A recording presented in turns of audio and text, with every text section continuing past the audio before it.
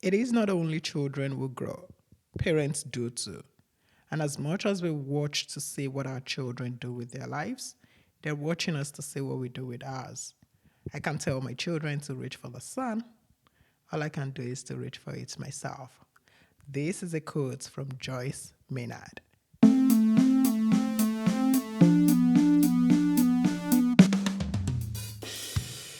I heard Stephen Bartlett's interview with Henry Theory, and all through the listening, I was quiet inside. Henry shared his childhood experiences and how broken he has always been, despite being a famous football star. He basically removed the veil of his face and of his identity to reveal how he had to deal with seeking validations from his dad and how everything he did to being a superstar was to please his dad.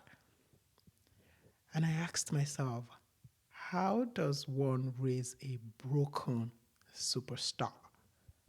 Where did the parenting go wrong? I have always known, that parenting is super hard. And I tell my friends that this is full-time job. And we have to be intentional about it. Nothing should stand in the way of parenting our children. Not business, not career, not nothing. And it cannot be delegated. Not man delegating to his wife, not woman delegating to her husband, and not both of them delegating to the society, because there's nothing stellar the society is going to offer them in terms of parenting. I saw a quote by Elizabeth Gilbert, which says, having a child is like having a tattoo on your face. You better be committed. Oh dear. I have 4 amazing boys that I fondly call the generals. And each time, every time, I keep second guessing myself.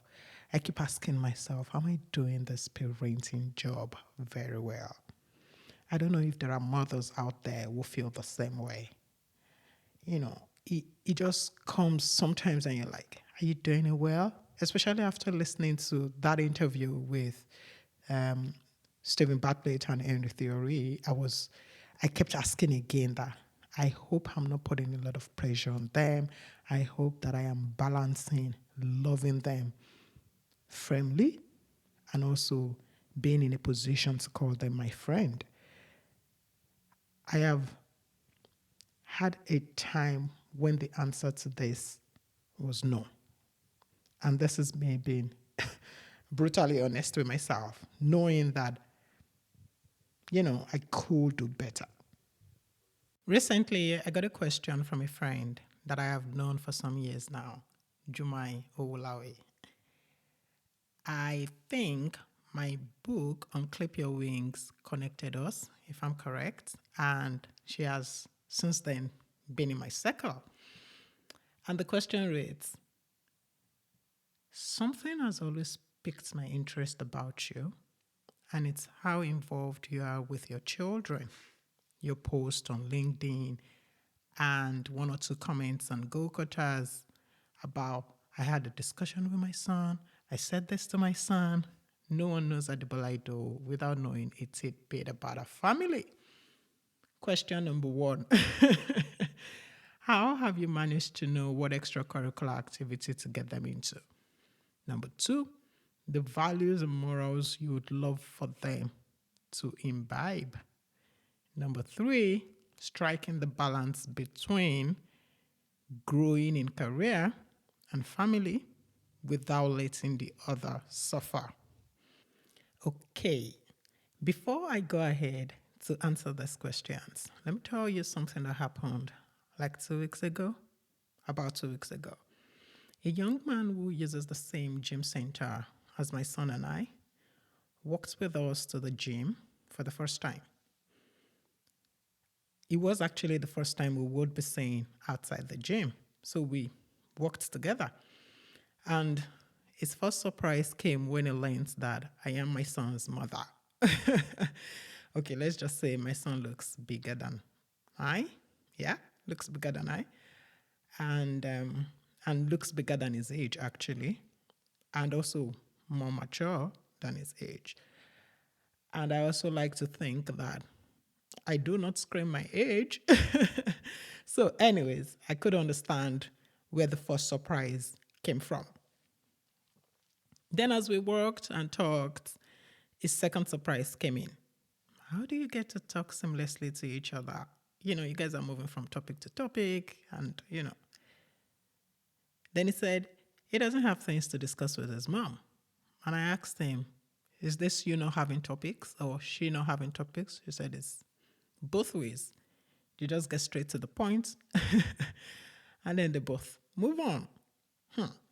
I felt grateful that my son heard this, and I somehow hope that he knows that what we share is not common and that I also do not take it for granted. I saw Michelle Obama's video where she said she's not a daughter's friend and that some parenting topics do not require you to be their friend because you will always worry about not upsetting them. I like to think that I am my son's friend and I always want to be. But I'm also very quick to dump that friendship when I need to have some hard discussions. I believe the key is balance. Now to answer Jumai's questions. So there was a time when my boys were young. I had the support of my mom, who was always around to help me take care of them. I have a set of twins, and I think from when I had the twins, she was regular in my house.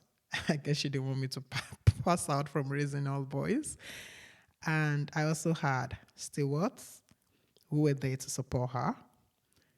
This helped my husband and I to focus on our careers. We would leave the house when they were sleeping and return when they were asleep. Thanks to work pressure, thanks to Lagos traffic, but it was always that way. Weekend was the time we got to spend with them. And I remember clearly that I was always overwhelmed. And I was always looking forward to Monday. And it doesn't help also when you have a child with special needs. Oh dear, I was always tired.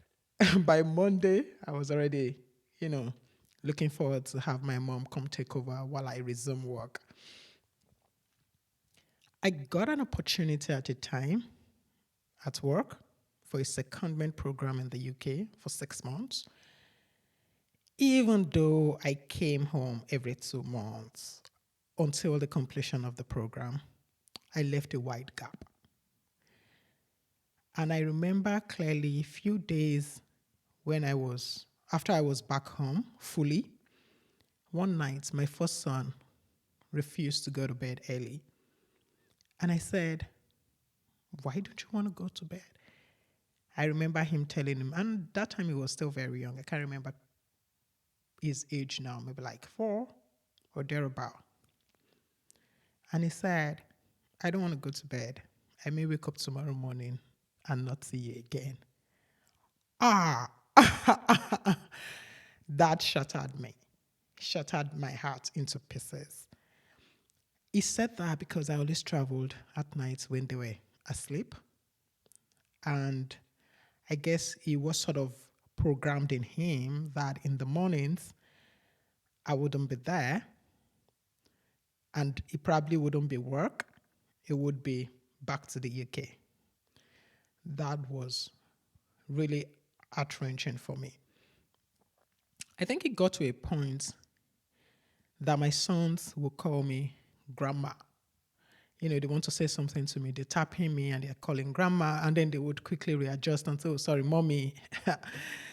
And there were also days I would make meals and my mom would go, oh, he doesn't like it made that way, or he doesn't like this food. or he doesn't like butter, or he doesn't, I just was missing out. All this combined made my husband and I make that decision to be involved, no matter how hard it was going to be. It was super hard, but my husband and I did it. We took care of them ourselves, like bathed them, dressed them, fed them breakfast before leaving the house.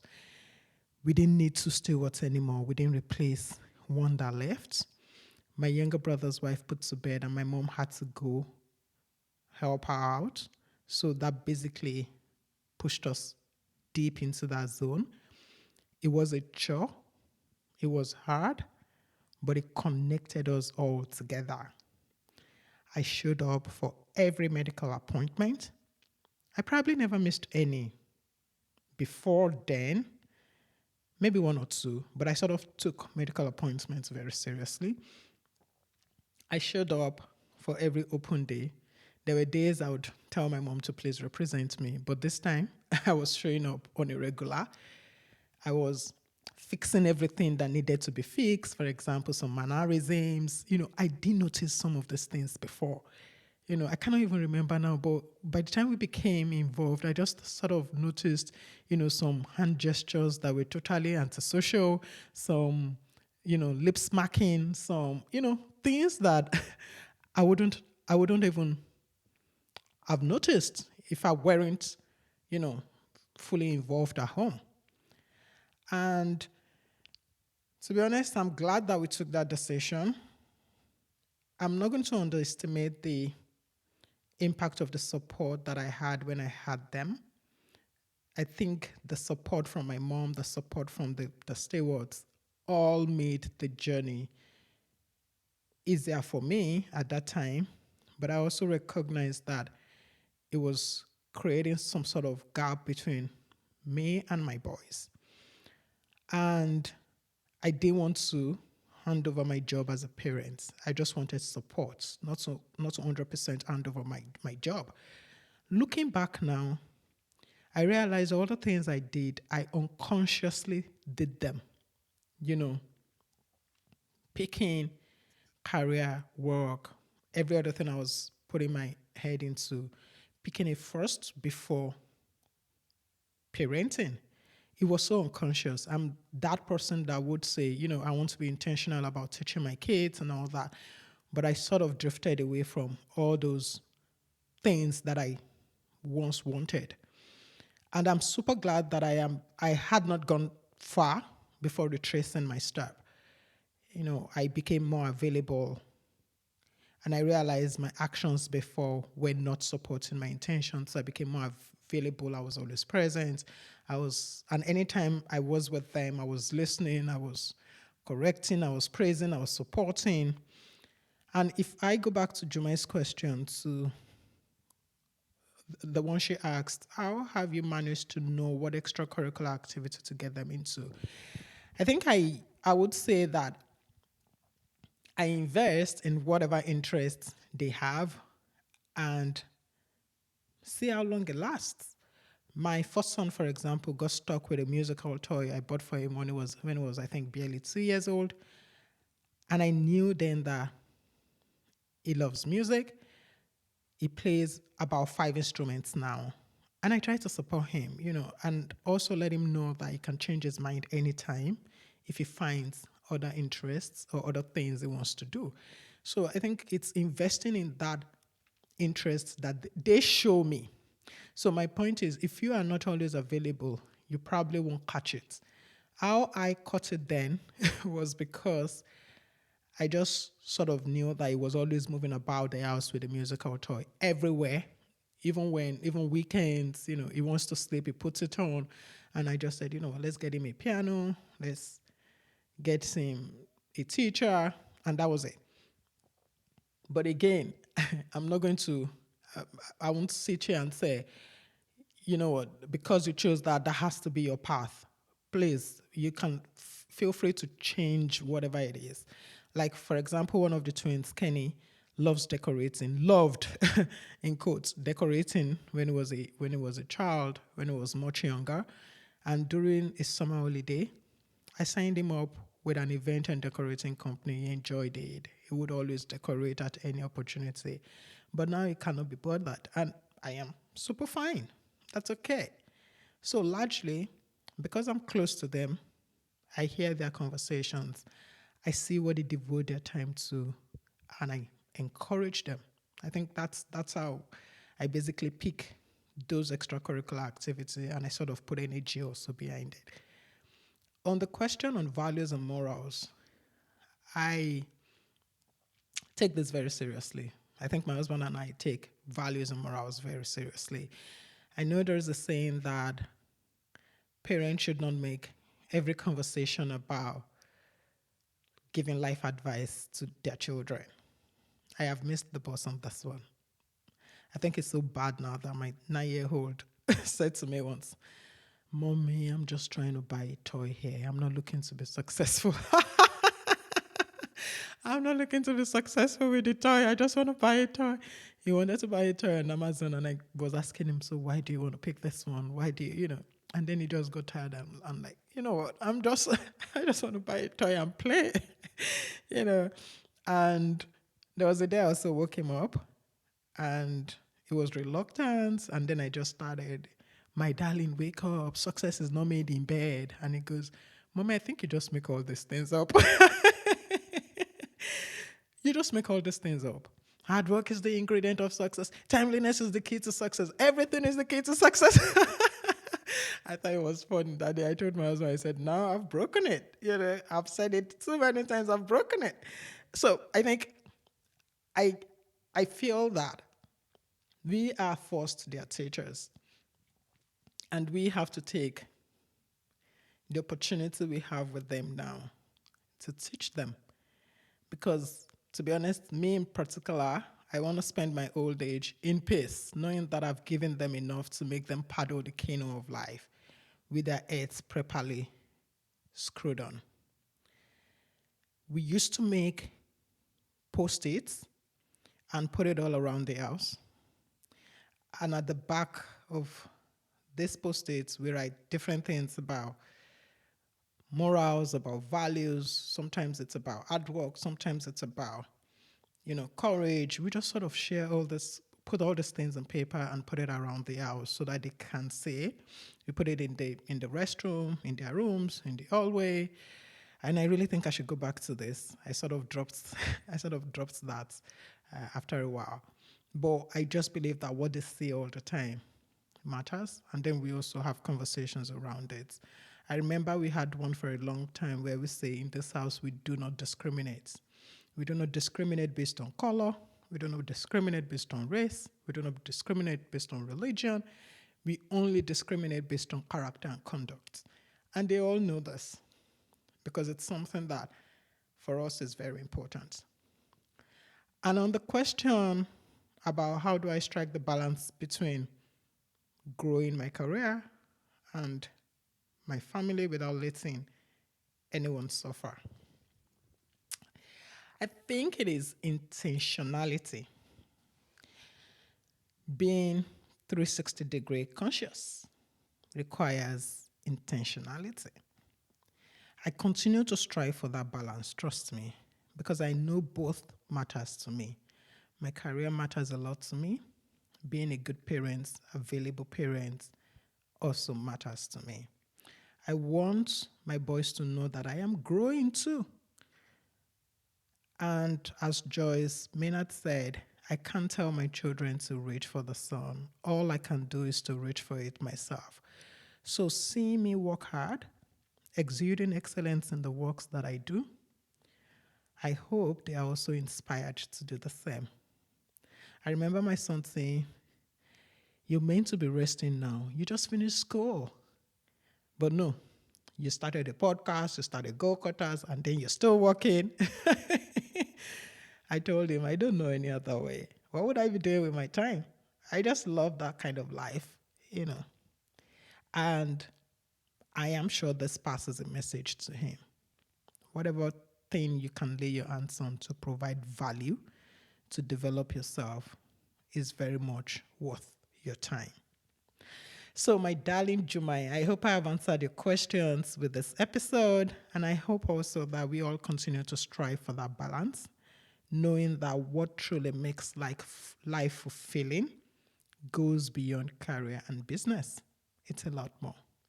And until I come your way next week, I remain Ade.